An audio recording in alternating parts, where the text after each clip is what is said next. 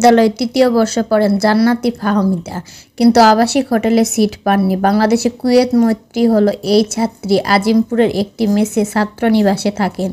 এজন্য প্রতি মাসে তাকে প্রায় 5,000 টাকা ভাড়া দিতে হচ্ছে।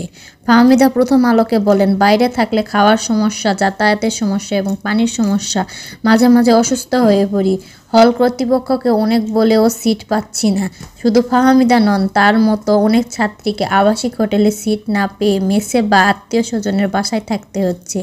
এই ছাত্রীদের মতো ক্যাম্পাসের বাইরে থাকায় তারা শিক্ষার সুষ্ঠু পরিবেশ থেকে বঞ্চিত হচ্ছে। নিরাপত্তা নিয়েও থাকে নানা ধরনের সংস্কার। তার উপর অতিরিক্ত খরচ তো আছেই, যা তাদের শিক্ষা জীবনে নেতিবাচক প্রভাব ফেলেছে।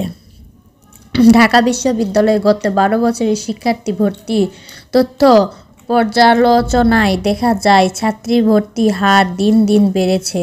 এর মধ্যে সর্বশেষ 2 শিক্ষাবর্ষে ছাত্রের তুলনায় ছাত্রী ভর্তির হার ছিল বেশি, কিন্তু সেই বিবেচনায় তাদের জন্য আবাসন সুবিধা বাড়েনি। ফলে বর্তমান অধ্যয়নরত প্রায় 57% ছাত্রী হলে সিট না পেয়ে ক্যাম্পাসের বাইরে থাকতে বাধ্য হচ্ছেন। সেই তুলনায় ছাত্রদের অবস্থা ভালো, তাদের 34% ক্যাম্পাসের বাইরে থাকতে হচ্ছে।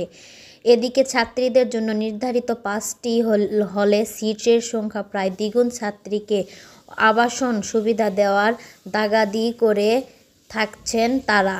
পাঠাগার, রিডিং রুম, ডাইনিং, ক্যান্টিন, রান্নাঘর, শৌচাগার সবখানে চাপ থাকে সব সময়। বিশ্ববিদ্যালয়ের এরই মধ্যে প্রথম বর্ষের নতুন শিক্ষার্থী ভর্তির কার্যক্রম শুরু হয়েছে। ভর্তি সম্পন্ন হলে ছাত্রীদের আবাসন সংকট আরও তীব্র হবে। আবাসন সংকট সমাধানের দাবিতে বিভিন্ন সময় আন্দোলন করছেন ছাত্রীরা। এর ধারাবাহিকতায় গতকাল রোববার অবস্থান কর্মসূচি পালন ও উপচর্চা করেন স্মারকলিপি দেন ছাত্রীরা। বিশ্ববিদ্যালয়ের শিক্ষার্থী ভর্তির তথ্য পর্যালোচনায় দেখা যায়, 2013 সালে ছাত্রী ভর্তির হার ছিল প্রায় 38%। সেখানে চলতি বছর সেটা ছিল 50.41%। গত বছর ছাত্রী ভর্তির হার ছিল আরও বেশি, 51.13%। গত বছর 12 বছরে যে হার ছাত্রী ভর্তি বেড়েছে সেই বিবেচনায় আবাসন বাড়ানো হয়নি। সর্বশেষ 2012 সালে ছাত্রীদের আবাসনের মধ্যে কবি সুফিয়া কামাল হল উদ্বোধন করার পর আর কোনো হল নির্মাণ হয়নি। কিন্তু এই সময়ের মধ্যে 2020 সালে 48%, 2022 সালে 47% এবং 2021 সালে 45% ছাত্রী ভর্তি হয়েছেন। 12 বছরে ছাত্রী ভর্তির হার কখনো 35%-এর নিচে নামেনি। ঢাকা বিশ্ববিদ্যালয়ের শিক্ষার্থীদের জন্য আবাসিক হল আছে মোট 19টি।